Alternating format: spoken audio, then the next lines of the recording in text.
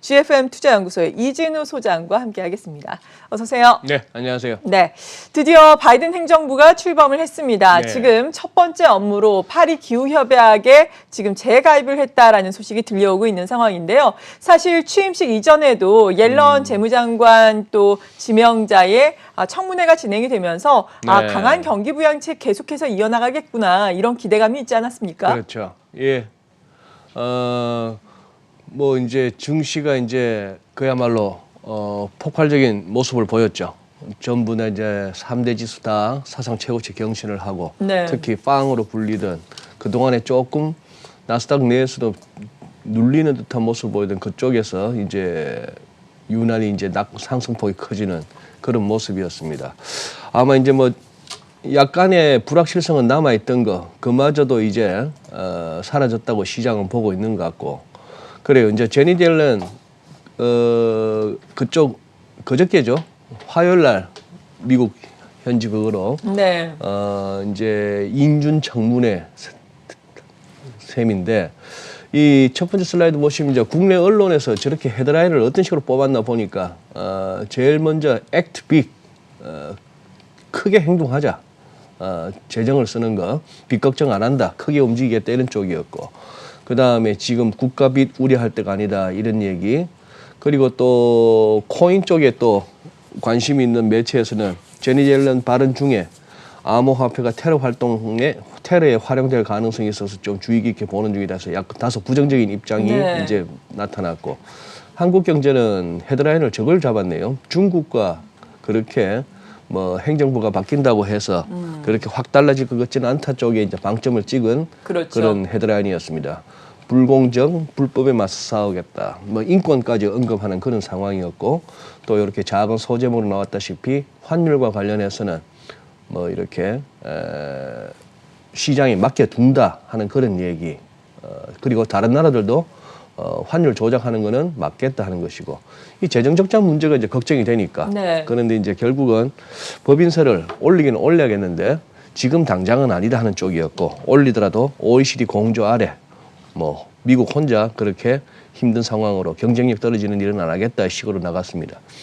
워낙 코로나 시국이라서 그런지 이것도 비대면으로 했어요. 이런 식으로 해서 했는데 결국 키워드는 Act Big이었습니다. 크게 행동하자 하는 것이고 조금 말이 보면은 그렇습니다.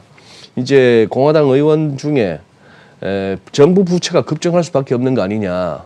그거 전부 뭐 국채 발행 뭐 지금 1조 9천억 얘기도 나오고 추가로 또 더 한다고 한다는 게 예전 같으면은 뭐 채권 발행을 통해서 시중에 민간 자금 저축으로 쌓여 있는 민간 자금을 갖다가 이렇게 활용하는 그런 방식이 아니고 지금은 완전히 연준해서 새롭게 돈을 찍어내는 방식이잖아요. 네. 그러다 보면 정부 부채가 늘 수밖에 없는데 그러한 데 대해서 본질적으로는 동의한다. 그런데 지금은 팬데믹을 끝내고 그리고 국민들에게 구제를 제공하는 최선이다.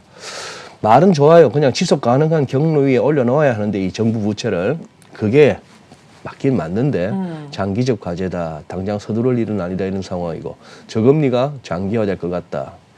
그래서 이럴 때는 또 뭐 부채 조달하는 게 또 이점이 있는 거 아니냐. 네. 그러면서 트럼프 행정부에서도 말은 끄집어냈다가 결국 실현 안 됐던 50년물 국채 발행 한번 검토해보겠다 이 소리도 나왔습니다. 50년물. 지금 최장기는 30년물이죠. 네. 뭐 그런 정도의 얘기가 있었는데 재무장관이 되면은 빠르면 아마 서둘러서 오늘 의회에서 인준이 나올 것 같은데요. 네. 그렇게 된다면은 전 연준 의장이 이제 재무장관 그렇게 해서 제롬 파월 후임이 이제 나중에 또 임기 후에 누가 될지는 모르겠습니다만 어쨌거나 뭐 연준은 풀고 재무부에서는 국채 발행 갖다가 또 국채 발행을 통한 재정 부양책에 적극적으로 나서고 연준은 거기에 또 통화 발행으로 또 돕고 하는 그런 식으로 갈 것 같은 자산 시장으로서는 딱 좋아할 만한 구도가 형성되었습니다. 그렇죠. 네. 통화 정책 그리고 재정 정책이 함께 나오면서 계속해서 경기가 부양되는 시나리오가 앞으로도 펼쳐질 수 있을 것으로 보여진다라는 네. 말씀이셨는데 문제는 앞서서도 보여주신 헤드라인 중간에 있는 중국에 대한 네. 입장이잖아요. 네. 옐런 지금 재무장관 지명자도 중국에 대해서 상당히 강경한 스탠스를 이야기를 했고 국방이라든지 외교 쪽도 보자면은 비슷하더라고요. 사실 코로나19 이전에 증시를 흔들었던 것이 최대 이슈가 미중 간의 무역 갈등 아니었습니까? 네. 이런 부분이 다시 한번 불거질까요? 네, 지금 현재까지 표면적으로 나타나기는 지금 이제 이름이 익숙치가 않아가지고 아직까지 입에 붙지는 않는데 네. 그냥 지금 이제 새 국무장관 무슨 뭐 D&I 국장, 국가정보국 국장 뭐 이런 사람들이 이제 인준을 앞두고 의원들 앞에서 하는 이런 얘기들을 보면은 뭐 중국에 대해서 계속해서 강하게 가겠다 하는 그런 쪽으로 스탠스를 비치고는 있습니다. 그렇죠. 그런데 이제 재밌는 거는 지금 최근에 나왔던 중국의 그 뭡니까 GDP도 그렇고 중국의 무역 수지를 봐도 그렇고 이 코로나 시국에 그 발원지였던 중국이 최대 수혜국이라는 게 수치로 나타나고 있어요. 네, GDP도 너무 좋았잖아요. GDP도 너무 좋았고 무역 수지 흑자도 엄청나게 수출도 잘 됐다는 네. 얘기인데 그러면서 지금 보면은 이런 흐름입니다. 중국 상하이 지수 한번 보시죠. 이제 해가 바뀌면서 요거 이제 주간 차트니까 이제 최근 한 3, 4주 아니에요? 네, 좋아졌어요. 결국 작년 7월부터 뭔가 이렇게 위가 막히는 듯한 모습을 보이다가 결국 이걸 열고 새로 가려는 모습이죠. 거기다가 항생도 홍콩도 마찬가지입니다. 결국 이 2018년 2월부터 2018년 2월이 전 세계 증시가 처음 고비를 맞았던 때입니다. 우리도 네. 기억하시면 2018년 2월이었잖아요. 지금 이제 미국 같은 경우는 2018년 2월이 고점끼리 연결하는 선의 저 아래쪽에 있는 그런 상황이긴 합니다만 어쨌거나 그 이후에 하락 추세선을 갖다가 최근 3주 즉 연말 연시 12월 마지막 주간부터 해서 확 열어버리면서 지금 보니까 중국 쪽으로 돈이 많이 들어가는 것 같아요. 홍콩 통해서도 들어가는 것 같고 그래서 지금 뭐 중국이 정치적인 수사에 있어서는 계속해서 뭔가 미국의 견제를 받을 것처럼 그렇게 보도는 되고 있습니다만 가만히 보니 실속은 지금 중국이 다 차리고 있는 그런 상황이에요. 네. 네. 그렇군요. 그리고 재정 부양책과 함께 앞으로 미국 같은 경우에는 경기가 계속해서 부양될 경우에는 달러 약세가 추가적으로 지속되지 않을까 이 부분에 대한 전망도 있는데요. 네. 하방 압력은 어느 정도라고 보세요? 그러니까 지금 봐서는 지금 돌아가는 걸로 봐서는 이제 또 다시 이제 달러 약세 어떤 흐름이 또 재개될 수도 있겠다는 생각을 해봅니다. 네. 그동안에 이른바 시장에서 투기적인 환투기 세력들은 달러 약세에 굉장히 배팅을 많이 해서 뭐 역대급으로 지금 순매도 포지션이 쌓였다는 거 아닙니까? 그러다 밀다 잘 안 밀리면서 최근 한 3주 정도 이렇게 달러가 약간 도는 모습인데 네. 달러 인덱스를 한번 보시죠. 달러 인덱스를 보시면은 자 이제 해 바뀌면서 1월 6일 날 저점 찍고 이렇게 살짝 돌고 있는 모습입니다. 돌고 있는 모습인데 지금 여기서 얼핏 보면 이제 일목균형표로 따지면은 전환선이 기준선을 갖다 살짝 올라서기도 하고 네. 마치 이동평균선의 골든 크로스처럼 그런 상황이긴 한데 이 후행 스팬이 아직까지 이 가격대를 갖다가 확 뚫고 올라가는 모습을 보이지는 못하고 있는데 여기서 보시죠. 3월 20일 그 무렵에 우리가 1296원 막 가고 할 때 자 그때 이제 이때 달러가 훌쩍 뛰었을 때가 그때 가장 그 코로나19에 대한 공포가 전 세계적으로 컸을 때죠. 네. 그때는 달러 가치도 이렇게 훅 뛰었다가 작년 한 해 계속 흘러내렸습니다. 이 흐름. 자 그러면은 지난 월요일 방송에서도 보여드렸던 그래프인데 이걸 보시면은 자 지금 Y축은 다 똑같이 쓰고 있는데요. 이게 뭔가요? 제일 위에는 미국, 연준, 네. 그다음 아래쪽은 BOJ, 그다음 아래쪽에 약간 하늘색은 20이라고 보시면 되겠고 네. 그 중앙은행들의 대차 대조표입니다. 자산 규모예요. 그러니 지금 여기서 자 2014년 하반기부터 달러 강이었거든요. 가끔 제가 방송에서 말씀드렸던 건 그때 2014년 여름에 잭슨홀 미팅에서 드라기 그 당시 22 총재가 했던 통화정책 괴리, 미국은 이제 양적 완화도 줄여나가고 이러다가 금리도 올릴 것 같은데 우리는 아직도 계속 돈 풀어야 돼. 이만큼 통화정책이 서로 달라. 이 얘기를 하면서 달러가 굉장히 강해지고 유로는 급락을 했는데 그러면서 유가도 폭락을 하고 했는데 2014년 하반기부터면 이때입니다. 잘 보시면은 일본이나 유럽은 계속해서 돈을 풀고 있죠. 그러네요. 반면에 연준은 그때 뭐랄까요, 좀 금융위기 이후 계속 늘어나던 이 자산 규모가 좀 줄고 있어서 네. 이른바 테이퍼링 하고 있던 중이었죠. 이 무렵에 달러가 강해졌다? 그렇다면 이 무렵은 아까 보셨던 이 그림과 연결해서 3월부터 돈을 얼마나 풀었습니까? 몇 개월 만에 3조를 풀었잖아요. 네. 그러니 어떻게 보면은 지난 한 해 동안에 이런 식의 달러의 하락은, 달러 가치의 하락은 불가피했다. 돈 풀린 것만 보더라도 이런 상황이고, 여기에다가 이제 금리 차이도 따져봐야 되겠고, 그다음에 경기 측면에서 어디가 더 경기가 좋으냐 이런 것도 따지면서 요즘 통화 가치가 결정은 됩니다만, 제일 중요한 그러면은 어느 쪽 돈이 더 많이 풀리는데라고 본다면은 여기서부터 이제 바이든 행정부 출범 이후 과연 얼마나 급하게 이 연준의 이 그래프가 더 가팔라지는가에 따라서는 달러가 조금 더 약해질 수도 있겠다 하는 그런 예상이 가능하죠. 네. 아마 기준은 최근 들어서 계속 90 공방이 이루어지고 있는데 90을 살짝 아래쪽으로 발은 담갔습니다만 아마 막 89 정도도 확실하게 깨진다면은 달러 약세 쪽으로 시장이 한 번 더 이렇게 몰려갈 가능성이 있어 보입니다. 네, 그렇군요. 우리 달러화에 대한 원화 환율은 최근에 1,100원을 전후해서 네. 움직이고 있는데, 그렇다면은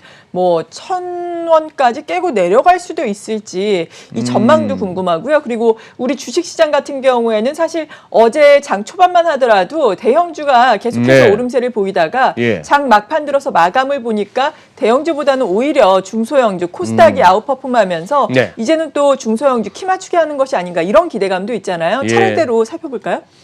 그러시죠. 먼저 주식 먼저 네. 보면은 오늘 한번 이렇게 한번 생각해 봅니다. 뭐 볼 차트가 많으니까 간략하게 말씀드릴게요. 네. 월간, 주간, 일간으로 큰 그림부터 한번 살펴보시겠습니다. 제목을 이렇게 아예 대한민국 증시가 이제 새로운 패러다임으로 진입하는가, 무슨 뭐 개인들이 달려들면 건물이다 이런 소리 이제 그만할 때가 됐는가 하는 생각을 한번 해보는 겁니다. 그것도 기술적인 관점에서 봅니다. 이렇게 보시다시피 우상향 채널이 분명 보이시죠. 이걸 갖다가 지금 우리가 12월 달에 열었고 12월 이 상단을 여는가 싶었더니 1월 달에 와서 이렇게 또 계속해서 올라가고 있습니다. 물론 20일 날 지난 11일 날 3266에서 이렇게 한번 크게 한 방 맞긴 했습니다만, 네. 자 여기서 한번 생각해 볼 수 있는 이거죠. 이제 밀리면 이 선이다 이겁니다. 가운데 있는 이 까만색 선. 예. 밀려야 밀려야 이 선 아닌가 싶은 생각도 한번 해보는 거고요. 그래도 3,000선 전후한 거죠. 뭐 3,000선 그 부분을 갖다 이제 조금 뒤로 가면서 한번 살펴보시죠. 네. 그러니 맥시로 밀려봐야 이 선 아닐까 하는 기대를 해볼 수 있는 거고, 이제는 어떻게 이 파란색 선 쪽으로까지 이제 속도의 문제겠지만 그쪽을 향해 가는 장이냐?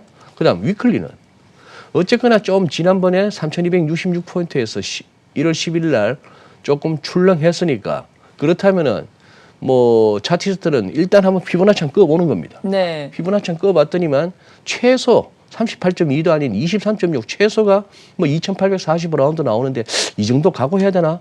그렇다면 고점 대비 13%인데 그런 생각도 해보게 되는 거죠. RSI도 높고. 그런데 이제 일간으로 한번 가보실까요?